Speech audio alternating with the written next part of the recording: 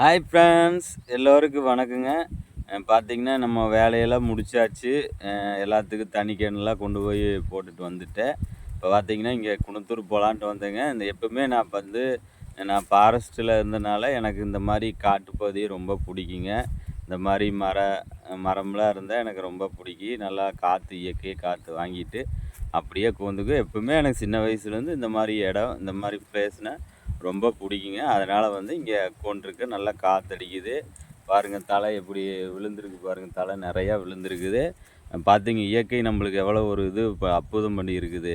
இந்த கோடை காலத்தில் பார்த்திங்கன்னா இலை தலை எல்லாமே விழுந்துருங்க. விழுந்து அதுக்கப்புறம் மறுபடி புதுசாக முளைக்கும் பாருங்கள். எப்படியெல்லாம் நம்மளுக்கு ஒரு இயற்கை அற்புதம் கொடுத்துருக்கு பாருங்க. எல்லா தலையும் விழுந்து மறுபடியும் முளைக்குதுன்னா மேலே ஒரு இறைவன் கொடுத்த அற்புதமான இதுதாங்க அதுக்கு. இப்போ பார்த்தீங்கன்னா நானும் டெய்லி பார்த்தீங்கன்னா ஒவ்வொருத்தரும் ஒவ்வொரு மனிதர்களும் நான் சந்திச்சிட்ருக்கிறேன். ஆனால் ஒவ்வொருத்தருக்கு ஒவ்வொரு பிரச்சனை சொல்கிறாங்க, ஒவ்வொரு கஷ்டத்தை சொல்கிறாங்க. முதல்ல பார்த்தீங்கன்னா நான் மட்டும்தான் கஷ்டத்தை அனுபவிச்சிருக்கிறேன், யாருக்குமே கஷ்டம் இல்லை, எனக்கே கடவுளே இவ்வளவு கஷ்டத்தை கொடுத்த அப்படின்னு நான் புலம்பிகிட்டு இருந்தேன். இப்போ தான் தெரியுதுங்க, எல்லாத்துக்குமே கஷ்டம் இருக்குது. ஆனால் வெளியே சொல்கிறதில்ல. நாம் மட்டும் கஷ்டத்தை வெளியே சொல்லிடுறோம். யாருமே கஷ்டத்தை இருந்தாலும் எப்படி சந்தோஷத்தை அனுபவிக்கிறாங்க, அதே மாதிரி கஷ்டத்தை அனுபவிச்சுட்டு போயிடறாங்க. நம்ம ஒரு சில பேர் மட்டும்தான் சந்தோஷத்தை அனுபவிக்கிறோம், ஆனால் கஷ்டத்தை நம்ம அனுபவிக்க விரும்ப மாட்டேங்கிறோம். அதனால தான் நம்ம கஷ்டத்தை நினச்சிட்டு பயப்படுறோம். நீங்கள் க க கஷ்டம் வந்தாலும் பயப்படாதீங்க. தன்னம்பிக்கையோடு இருங்க. தைரியமாக ஃபேஸ் பண்ணுங்கள். என்ன கஷ்டம் வரும்போது மனசுக்கு கொஞ்சம் கஷ்டமாக இருக்குது, அவ்வளோதானுங்க.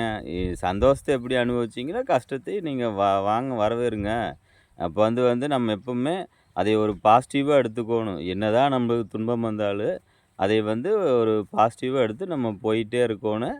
என்ன நம்ம கஷ்டமான நேரத்தில் பார்த்திங்கன்னா நம்ம செலவுகள் எல்லாத்தையுமே குறைச்சிரோணும். அப்போ குறைக்கும்போது அந்த கஷ்டம் நம்மளுக்கு ஒரு சில நாள் இருந்துட்டு அது விலகிடும். அதுக்கு வேண்டி நம்ம பயந்துட்டு ஓட முடியாதுங்க. சரிங்களா? அதனால் உங்கள் வாழ்க்கையில் அந்த மாதிரி சூழ்நிலையில் நீங்கள் கவனமாக இருந்தீங்கன்னா போதும். இன்னொன்று பார்த்தீங்கன்னா, நம்ம உடம்பு மேலேயும் நல்லா அக்கறை வைங்க. ஏன்னா நம்ம உடம்பு சுவர் இருந்தால் தான் சித்திரை வரைய முடியும் மாதிரி நம்ம உடம்பு ஆரோக்கியமாக இருக்கணும். ஏன்னா நான் முதல்ல பார்த்தீங்கன்னா வாக்கிங் போவேங்க. காலையில் 4 மணிக்கு எழுந்திரிச்சி வாக்கிங் போவேன், உடற்பயிற்சி செய்வேங்க. டெய்லியும் பார்த்திங்கன்னா ஒரு நெல்லிக்காய் எடுத்து சாப்பிடுவேன். நெல்லிக்காய் சாப்பிட்டா என்ன ஆகுன்னா, நம்ம முடி நரைக்காதுங்க, கருமையாகும். என் முடி பார்த்திங்கன்னா நெல்லிக்காய் சாப்பிட்ருக்க வரைக்கும் முடி நரைக்கவே இல்லை. இப்போ அந்த நெல்லிக்காய் நான் சாப்பிடாத விட்டுட்டேன், வாக்கிங்கும் போகாது விட்டுட்டேன். உடற்பயிற்சி செய்யாதனால இப்போ என் உடம்பு ஒரு மாதிரியாக இருக்குது, டயர்டாகுது. ஒரு வேலை செய்கிறதுக்கு சுறுசுறுப்பாக வர மாட்டேங்குது. ஏன்னா நம்ம 30 வயசுக்கு மேலே ஆனாவே நம்ம உடற்பயிற்சி செய்கிறதுக்கு ஆரம்பிச்சிடணும். ஆனால் யாருமே செய்கிறதில்ல. ஏன்னா இப்போ பார்த்திங்கன்னா கீரை எடுக்கணும். நாம் கீரை கொஞ்சம் மிச்சமானால் அதையை ரெடி பண்ணி வச்சு காலையில் கொண்டு போகணும், மறுபடி காலையில் நேரமாக கொண்டு போகணும். இப்படி போயிட்டுருக்கனால தான் என்னால் உடற்பயிற்சி செய்ய முடியலைங்க. இனிமேல் நம்ம கண்டிப்பாக உடற்பயிற்சி செஞ்சு நம்ம உடம்பையும் ஆரோக்கியமாக வச்சுருப்போங்க.